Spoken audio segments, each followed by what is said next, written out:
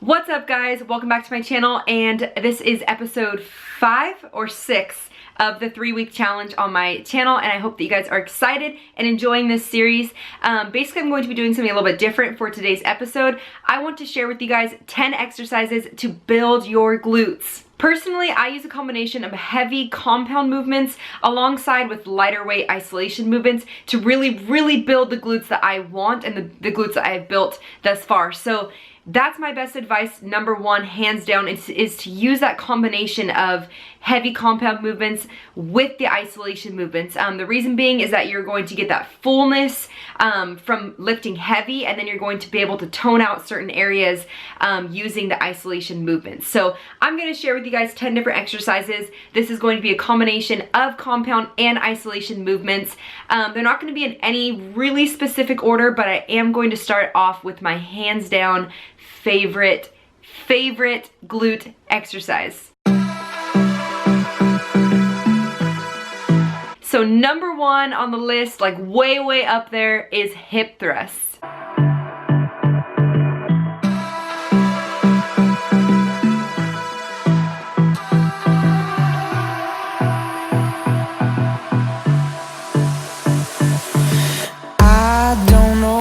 Actually is a lot obviously harder and kind of digs in on your hip bone, which can cause a little bit of pain. So I do know some people have used a mat and they put that in between the bar and your hips whenever they are doing it with a barbell. It's truly up to you. Just utilize whatever you like best, what your gym offers. Just really, you can base it on you. Either one, you're going to be getting the same results. Hip thrusts, you guys, are phenomenal. They should always be in your glute routines, hands down. I usually do about 4 sets with between 8 to 10 reps. And the reason being is that I like to push heavy on these, and I do consider these a compound movement. So I will push weight whenever I am doing hip thrusts. I don't treat it as an isolation movement. So I have found the best results from doing that. I say push weight on it, and like I said, 100% add this into your workouts. So the next compound movement is going to be squats.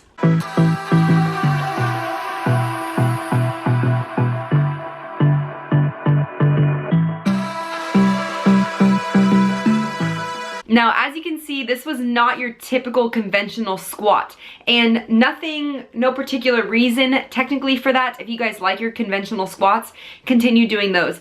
I personally like to add in a little bit of twist here and there with my squats, and the reason being is to hit every single angle of the glutes. So whenever I do this variation of squats, you notice that I'm on a Smith machine. The reason being is it gives you more stability whenever you are closing your stance as you are progressing through the exercise. So I do begin with the wide stance that is really targeting not only your hamstrings, but also that kind of inner glute. And then as you are closing in, it's going to be pushing your weight towards your outer glutes. And I know the closed stance is going to target a little bit of quads as well, but if you are focusing, the muscle-mind connection, focusing on contracting and squeezing the glute muscles whenever you are at your lowest and then at your peak, it is going to target those glutes phenomenally. So with these, I generally start wide. I'm hitting about 8 to 10 reps, closing it in, 8 to 10 reps, closing it in, 8 to 10 reps. These are tiring. You are going to get super tired doing these, but push through. And if you need to lower the reps, lower them, because you want these to be full reps. You don't want to half-ass it. You want to give the full depth. So definitely make sure that you're at a weight and rep range that you are comfortable to get full reps. So that is number 2 on the list. And the third compound movement is going to be sumo deadlifts. I don't know what you want. Let's have a bit of fun till I downfall. My love, if you feel like I do right now. All right, so sumo deadlifts, you guys can kind of you know, decipher if you want to do conventional deadlifts or sumo deadlifts. Personally, I like sumo deadlifts for a couple different reasons. I feel more stable doing sumo deadlifts. It does feel a lot better on my lower back than conventional deadlifts, and this is targeting your glutes more so than conventional deadlifts. So the sumo deadlifts are similar to those wide stance squats. These are really going to target your upper hamstring, kind of that glute and hamstring tie-in, and this is going to target those outer glutes and the inner glutes and everything. So sumo deadlifts are awesome. I do push weight on these as well. I will generally do about 10 reps and about 4 sets. Next on the list, number 4 is going to be Don't say you're on the road to the other side. The abductor machine. Now, I know I don't have a video of the abductor machine, and I'm very sorry, but this is a little bit of an more awkward, we'll leave it at awkward, exercise. But you guys, it is awesome for the glutes. So this, yes, is the one, if you do not know by the name, that you are sitting and you are pushing your legs open. Do not make eye contact with anyone while you are doing this in the gym, trust me. But this is a great exercise for the glutes. I personally don't do it where I'm holding on. I know I've seen some females grab on and they are like not even touching the seat. I don't personally do that. I am seated. I'm keeping it classy, and you're basically just using your outer glutes to really pull them apart, and that is going to be hitting those outer glutes. So hip abductors are awesome, awesome, awesome. I generally push a little bit heavier on these. I will usually do about 15 reps and about 4 sets. You guys will notice I do 4 sets generally for all of my exercises. So 15 reps and 4 sets for the hip abductors. All right, moving into more isolation movements. The next one is going to be My love. the Romanian side squats. Don't know if that's the name, but that's what I call them.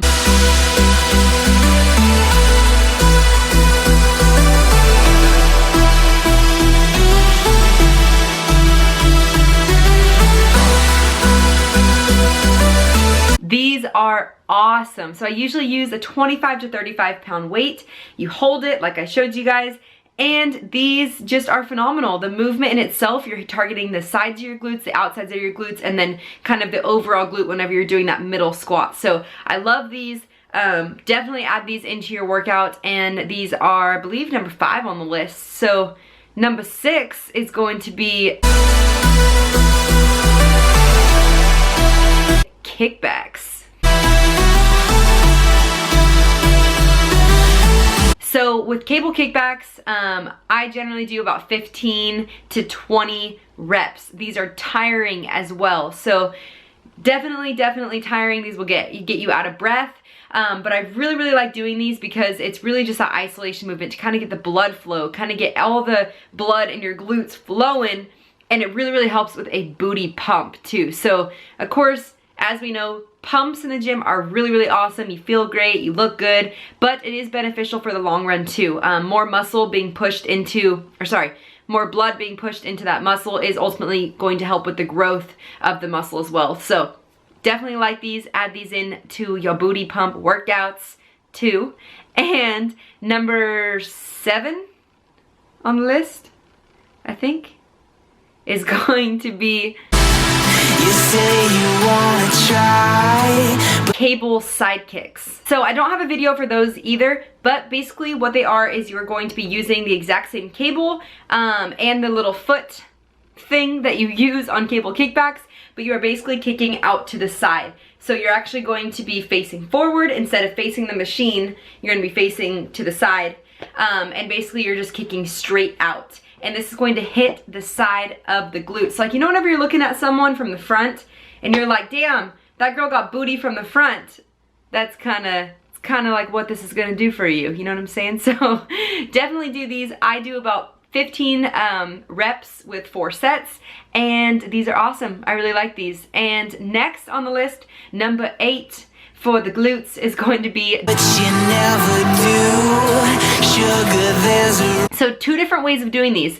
There actually generally is a donkey kick machine inside of gyms. And basically, it's pretty awkward too, bear with me, but you're going to be kind of sitting down and then kicking straight up. Or you can do these on your own, either with no weights, or you can get the weighted bands that go around your ankles and basically on the floor, kind of like on your forearms, and then kicking straight back. This is really, really good for just kind of the under glute, giving you that kind of nice little under part, you know what I'm saying? And it's kind of just good for the whole shape of the glute as well. So definitely add donkey kicks in. If you're using it as more of an isolation movement, I would do it with very, very light weight, or no weight, and repping out like 15 to 20 different reps with like 4 to 5 sets. All right, we're coming down to our final 2 on the list. So the next one is going to be reason why we lose. Not really sure what you call these, but it's basically using the leg press machine. You're going to be setting yourself up at an angle. So you're gonna be sitting on the seat at an angle, and you're basically going to be placing your foot at an angle on the machine as well. So not straight, kind of at an angle, and you're pushing back and pushing out. So this is going to target your glute and a little bit of that hamstring tie-in. Very, very good. Do lighter weight. You're doing this single legged. So don't go throwing on the weight that you normally do for 2-leg press. This is a single leg exercise, and you definitely want to drop the weight a little bit lighter, and just really, really focus on the muscle-mind connection. Focus on breathing in as you are pulling that leg in, and then releasing that breath as you are pushing that out and contracting that glute muscle. All right, last but definitely not least, and the reason why I say that is because these are the most overlooked exercise that I think people overlook on leg day, and that is Say you wanna cry, but you never. Lunges. Lunges is such an old school workout, but I feel like people just don't do it anymore, and they're so beneficial. So literally self-explanatory. I think every single person knows how to do a lunge, and just add them into your workout. They are a pain in the ass because they're very, very tiring. It's almost a full body movement, but this is just going to help your overall leg composition, your quads, your hamstrings, your glutes, everything. So make it a finisher to your leg workout, or make it a compound movement in the beginning. You can go lightweight, you can go heavyweight. Do your lunges, people. They're gonna help build the booty. All right, guys, that's going to wrap up the 10 best exercises to build your glutes. So make sure that you guys add these into your workout routines. You can split up, hit glutes once, twice a week, split up these different exercises, but definitely keep in the variation of compound movements and lighter weight isolation movements to really, really build that nice, firm, voluptuous booty. I hope that you guys liked this video and took some tips from it. If you guys liked it, throw it a big old thumbs up and subscribe to my channel. There should be a cat here or here. Click on it, subscribe to my channel. You guys know that I've pretty much been posting like 3 or 4 times a week, so getting some videos out there for you guys. And again, I hope that you guys enjoyed this, so definitely throw it a thumbs up. I will catch you guys in the next episode. Sugar